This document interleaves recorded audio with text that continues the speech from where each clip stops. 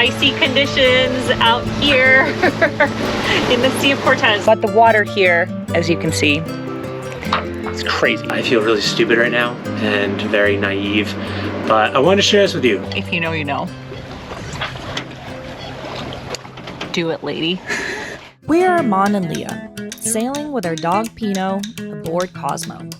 We quit our jobs to sail around the world, fixing things, exploring new places, and embracing the beautiful chaos that comes with life at sea. This is Smoko Sailing. In an effort to catch the only good wind that we're gonna have for the next probably few days, we're gonna sail from San Juanico to Isla Coronado. I mean, if the wind is good, maybe we'll actually keep going to Loreto, but I think we're gonna stop at Isla Coronado. It's about 20 miles away, and the wind conditions out there should be really good. Gonna whip up some breakfast. Armand's packing some things down, and then we're gonna head on out of here. And although I'd love to stay here so much longer, San Juanico, I think I could probably stay here for 2 weeks. It is absolutely gorgeous. The beaches are beautiful, the hikes are great, but we have to make our way down to La Paz, and I think that we're still maybe 150 miles away, and we need a new fridge, and we also need to provision in Loreto, so we're gonna pack up and head on out of here. Our friends didn't tell us that this was a race. They're already out of here, and we are just now taking our snubber off. Perspective is getting a head start on us, so we gotta kick it in high gear and wrap this thing up. But I'm sure that Sarah didn't make a Spanish omelet like I did. I think they were quick. They're saying something about just eating peanut butter. I said, no, no, no, not on Cosmo.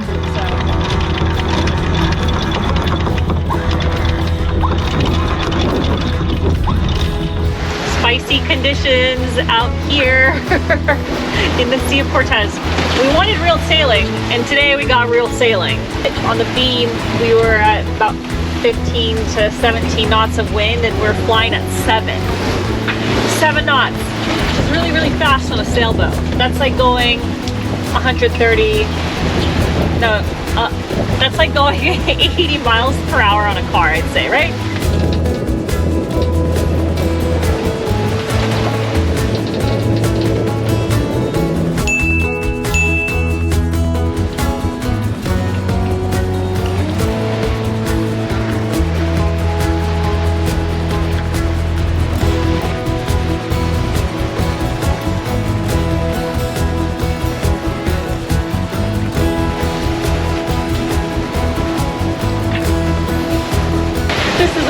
Stay on your tippy toes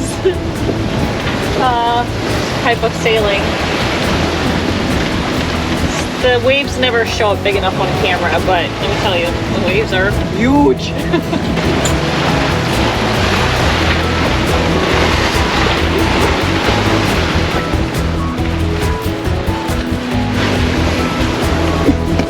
The waves seem to have calmed down since we've passed like the tip of this of this island. It's much flatter than it was a mile out there, so yeah. We're getting close to the anchorage. We're about 2 miles out. Look how green it is. This is Isla Coronado in the heart of Loreto National Park. What looks like a tiny speck on the chart is actually a massive volcanic island, featuring a mile-long stretch of white sand beach and a crescent bay big enough to hold dozens of cruisers. There's a reason this is considered one of the absolute best stops in Baja.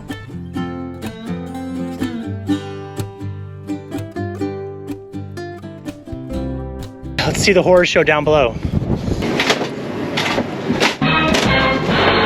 Just like pulling out the books. Pino, your food is okay. Don't worry. Not so bad. Even though it was a short day sail, the choppy waves and sudden gusts kept us glued to the helm for 4 straight hours.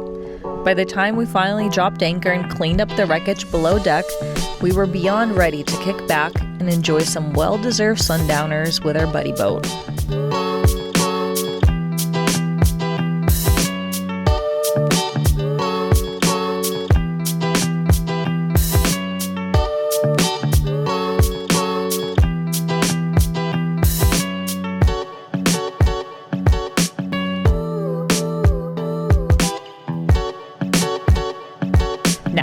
catch with sundowners on the beach is making sure you head back to the dinghy before it gets pitch black. Otherwise, you run the risk of getting lost on an island, one that's notorious for rattlesnakes slithering out after dark.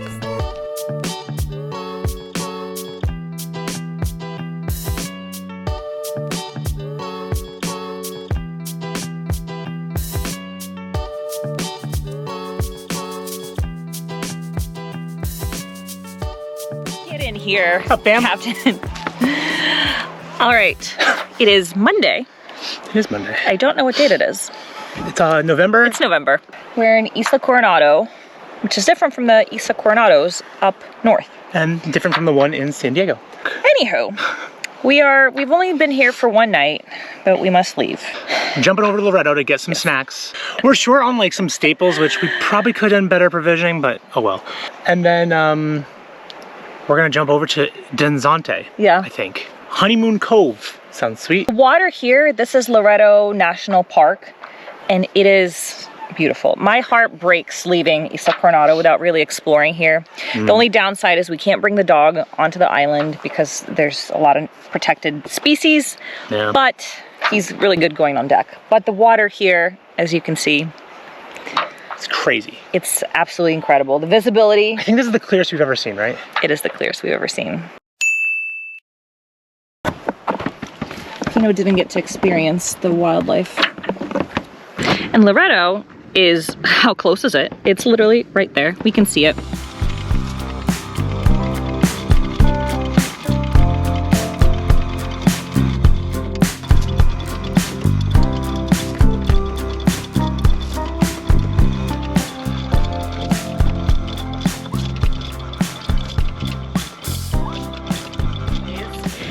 We went to Loretto, didn't get anything, didn't film anything, because we were literally just landed the dinghy on the beach, ran to the grocery store. It was hot. Got our stuff and then schlepped it all the way back.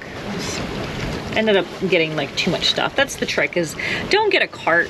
When you're walking back to the dinghy, don't get a cart in the grocery store. Get baskets so you know exactly how much you're gonna be carrying back. We've been sailing ever since we left Loretto. It's been wonderful. I think maybe the wind is shifting a little bit, and if we want to point directly to like where we want to go on Isla Danzante, we think a spinnaker might be the best way to go right now. The spinny is up. We just realized that we basically finished a circuit of the Sea of Cortez, because last year when we were making our way to San Carlos, we were in Isla Carmen, which is right over there. And that was the last anchorage that we left before crossing the sea, going north, and doing like a counterclockwise motion throughout the Sea of Cortez. Crazy to think about the things that we've done since then.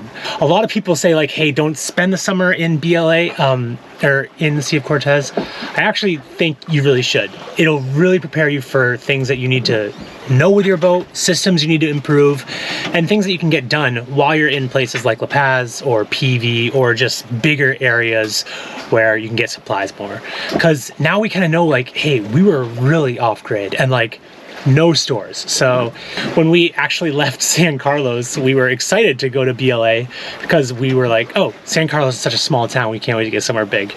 Little do we know, we were going from the metropolis to a small little village. So a lot learned, a great summer. We're wrapping up now, but you know, still going to be sailing throughout the winter. More adventures to come. Do you agree? I agree 100%. Are you talking about our loop? Well, the main thing is that people said why we shouldn't do this. So many reasons, geez. The heat, the bugs, our boat can't handle it. We're dumb. Jellyfish. We're young, we're stupid. Bad sailing, no wind. No wind, too much wind. Yeah. Anchorages are bad. There's so much crime. All right, so you get the gist. Now we have a little bit more miles under our keel. And I would say, yeah, read the reviews, you know, listen to people, you know, take precaution, but at the same time, do it, lady. Do it, lady. You know, if you know, you know. Do it, lady. Do it, lady. One of the absolute gems of Loretto National Park is Isla Danzante. a small island just a few miles off Puerto Escondido that's usually bustling with charter boats and tour groups. Honeymoon Cove was surprisingly quiet, making it the perfect backdrop for us to drop anchor and break some pretty unfortunate news. Okay, well, on Smoko Sailing we try to be as truthful as possible, so even though this pains me to say, I have to share a bad story with you all. I have to share that I fell for a scam. I feel really stupid right now and very naive, but I wanted to share this with you. Though it may welcome some insults, at the same time, I just want to remember that this could happen to you. So what happened? Looking for an isotherm drink, classic CR cruise model. So very specific, right? Found a website that did sell one and they had it in stock, but I couldn't figure out how to order it. That should have been my first sign. I would say a caveat here, if I can have any saving grace, is that a lot of like boating things, they're very traditional ways of doing business. Like, I've never written a check like in the past 25 years or whatever it's been, except for when it came to boat stuff. This website was strange. It was like, hey, email us with the item that you want and we'll let you know the availability. So I did, and they sent an invoice. I looked at the invoice, but to be honest, I didn't give it as much scrutiny as I should have, because I was just excited that I found the one that was available. After working back and forth, they said, hey, just Zelle us the money, which, again, it's a red flag, and even saying out loud, it kills me, and you're probably like, yeah, no shit, Armand. I Zelled $1,600, I think, or was it $1,800? I'm not sure, but a lot of money to somebody with a name that, reading it out loud, it's like, oh man, this is definitely not a name for someone living in South Lake Tahoe, California. They said, hey, our shipping logistics company is going to reach out to you. Again, I didn't think anything crazy about it. They are shipping a refrigerator. It's a heavier item. So the shipping company said, hey, you need to send a security deposit, which will be refunded to you upon receiving the item. So I sent another $600? It was a lot of money. Got another email from this company with another request for a deposit. They forgot like a city tax or something just ridiculous. So at that point, it's like the third time that my senses kind of started going off, like, hey, there's something definitely wrong here. Spoke with Leah, and Leah was very much like, hey, this is not okay. I had to work through my bank, maybe getting this fraud thing squared away. Probably won't happen because I authorized the transaction through Zelle. So long story short, back to square one with shopping for a fridge. But I wanted to share this story with you to, of course, welcome your insults, and I'm looking forward to reading all of them. But also just to remind people that, hey, you know, even though you're out cruising the world and things are great and you're sitting in your hammock and drinking pina coladas or whatever it is, like, there still is the real world of scams and things like this that could happen to you. Happen to me, yes.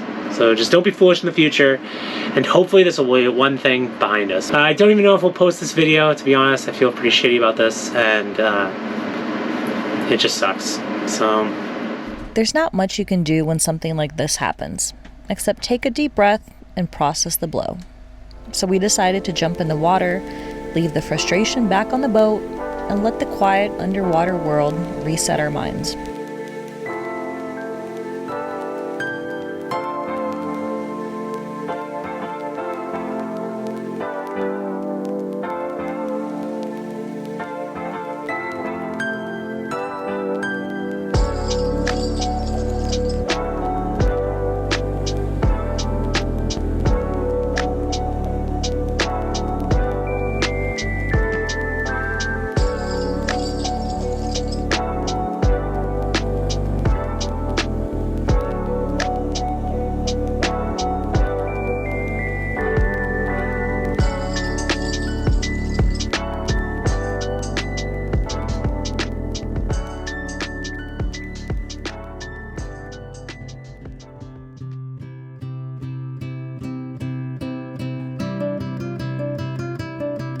After washing off the salt, we traded our fins for boots to check out the island's trail network.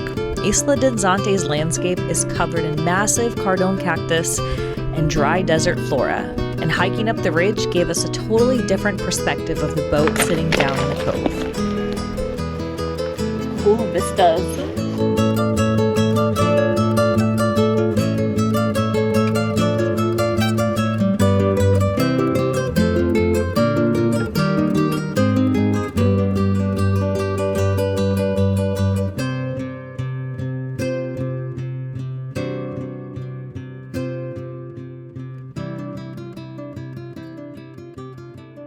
It's pretty hard to stay mad when you're anchored in a spot like this. Right in the middle of our fridge fiasco, dropping anchor in glassy water, surrounded by dolphins, was an ultimate reset, and the bay's way of showing us just how lucky we are to be out here.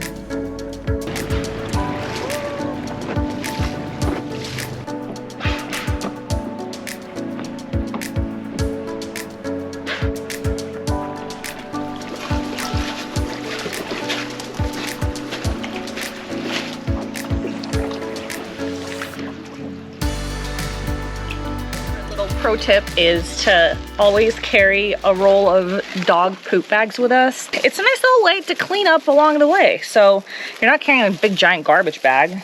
You'll always find stuff to clean up. So this is like a tiny little beach area. And so we've already found this much trash. Even though this is a national park, but you can do your part and clean up. And people out there, don't throw away your stuff. But we will get it if we find it along the way. Setbacks and rough seas are just part of living on a boat. And at the end of the day, it's just part of this beautiful and sometimes challenging adventure that we're on. We're still working on Plan C for the fridge, and we've got a lot more ground to cover heading south. Thanks for coming along with us, and we'll see you next week on Smoko Sailing.